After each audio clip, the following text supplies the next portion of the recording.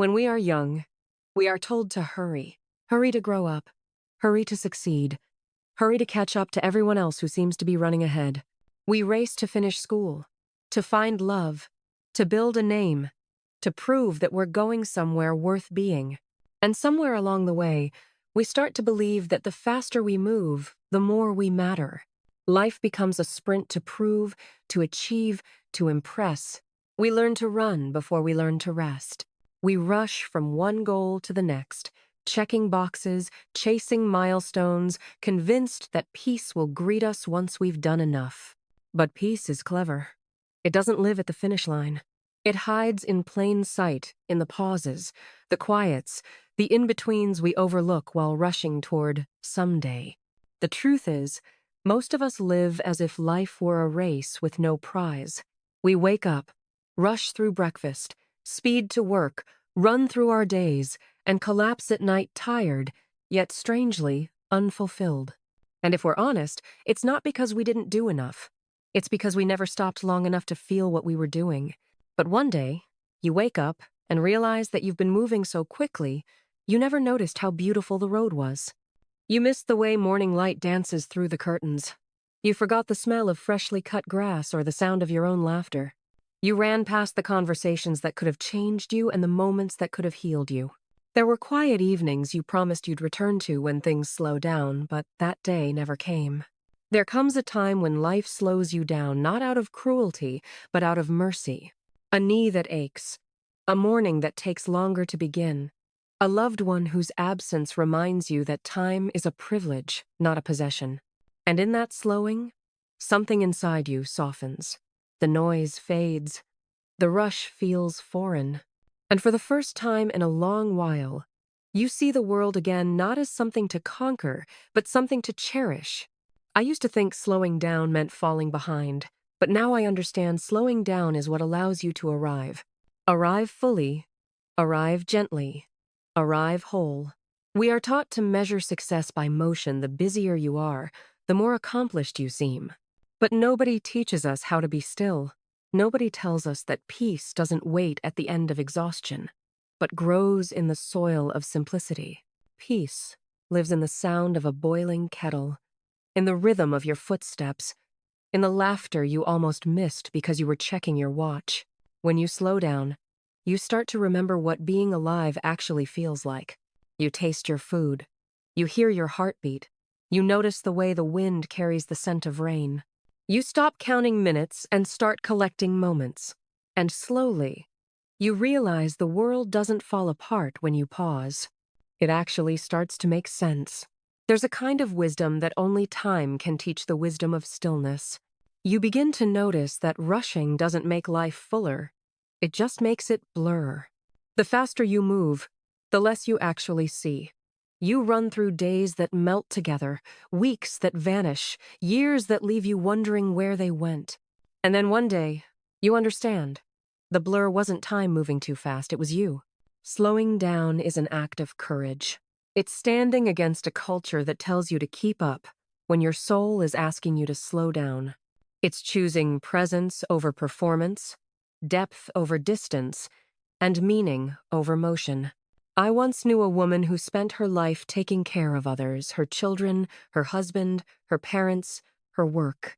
Every day she rushed, always busy, always useful. But when her body grew tired and the world finally forced her to rest, she began to weep, not from regret, but from realization. She said, "I don't remember most of it. I was there, but I wasn't there." And that stayed with me. Because so many of us live like that, present in body, absent in soul. We spend so much time chasing life that we forget life was always chasing us, whispering, "Stop running. Just be here." The most beautiful parts of living aren't loud. They're the quiet dinners after long days, the soft hum of the evening when the world exhales, the feeling of being fully seen by someone who isn't asking you to be anywhere else. The older I get, the more I realize that most of what we chase is noise. The applause, the busyness, the need to be noticed, they fade. What stays are the small, quiet things. The morning walks, the hands we hold, the memories that live not in photos, but in the way they still warm us years later. There's something sacred about unhurried time. The way it lets your thoughts soften. The way it teaches you that healing can't be rushed. The way it reminds you that you were never supposed to fill every silence. Some silences are where your soul speaks loudest. Rest isn't something you earn. It's something you're given, but most of us are too distracted to receive it. The truth is, life will slow you down eventually.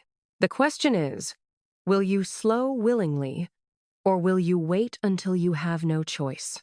Because one day, you'll wish you had taken the slower walk.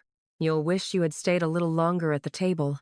You'll wish you had said, "Tell me more," instead of, "I have to go." The world moves fast, but that doesn't mean you have to. You were never meant to live like a storm burning through your own peace just to prove you can keep up. You were meant to live like the seasons moving gently, changing slowly, in rhythm with time itself. There's a story I once heard about a young man who asked an elder how to find peace. The elder handed him a cup of water and said, "Hold this, but don't let it spill." The young man walked quickly, trying to protect the cup, but the water splashed everywhere. The elder smiled and said, "Now, walk again slower." This time, the young man took his time. He noticed the path, the breeze, the weight of the cup in his hands. When he finished, not a single drop was gone. The elder said softly, "That is how you hold life." We are each carrying something precious, our days, our love, our stories. When we rush, we spill them without noticing. But when we slow down, we finally understand how fragile and how sacred this journey really is.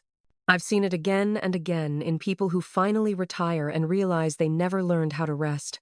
In parents who look at grown children and wonder how the years disappeared. In dreamers who spent decades chasing someday, only to discover that someday was already here. It took me most of a lifetime to understand that peace isn't a place you reach. It's a rhythm you move with. It's in the breath between words, the space between heartbeats, the gentle way you meet the morning instead of rushing past it. When you live like that, even ordinary days begin to glow. The sunlight feels warmer. The laughter lasts longer. You begin to notice how much of life is made up of small, sacred things and how few of them can be rushed. Maybe that's why older hearts are softer.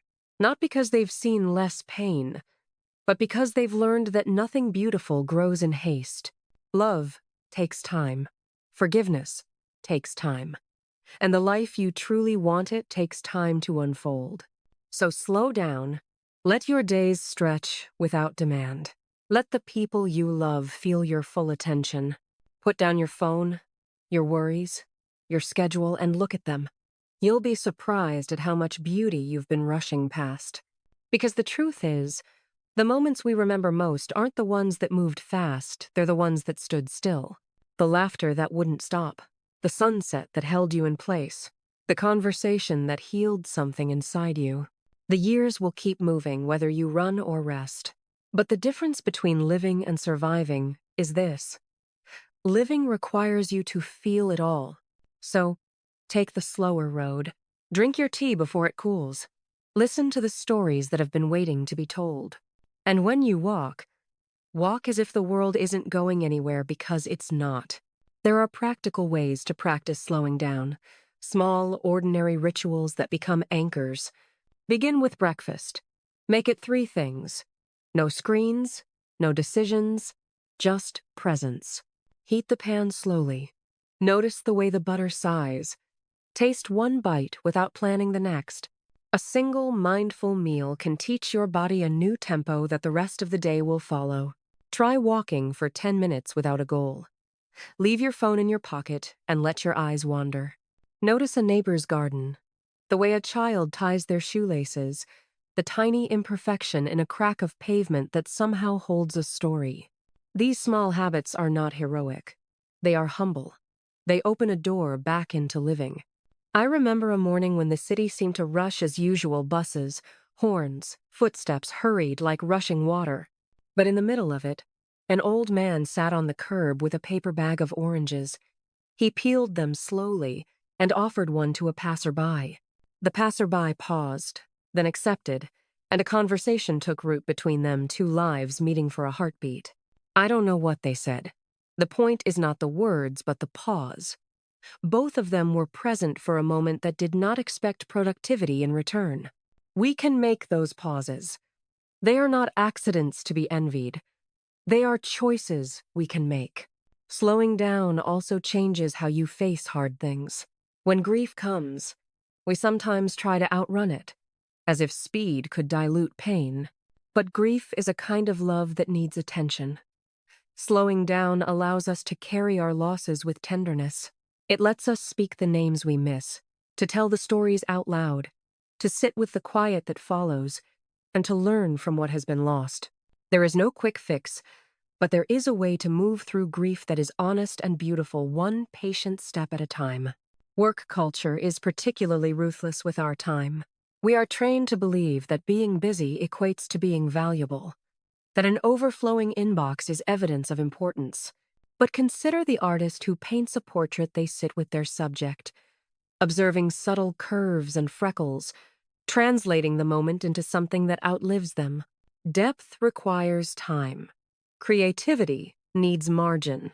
If you are a maker of any kind, give yourself a trial of slow work. Schedule a block of time with no interruptions and let your attention deepen. You will find that the quality of what you make increases, and so does your satisfaction. Relationships grow in the soil of attention. Think of the elderly neighbor who always asks, "How are you, really?" and then listens. The answer matters because it's heard. To love slowly is not to delay affection, but to deepen it. It is making a habit of asking small questions, remembering small facts, showing up on ordinary days, and rehearsing gratitude. Try writing one letter this month to someone you haven't thanked properly. The act of writing by hand is a slow practice. It returns us to a human speed. There are also seasons in which slowing down looks like saying no. Not every invitation deserves your yes. Not every urgency deserves an interruption. We confuse politeness with permission to sacrifice our peace. Practice the gentle art of declining. "I can't this week, but I would love to later." Or, "I'm focusing on rest right now." These sentences protect the rhythm you are trying to build without making you cruel. You do not have to be solitary to slow down. Communities of practice are born when a few people agree to tend the same rhythm.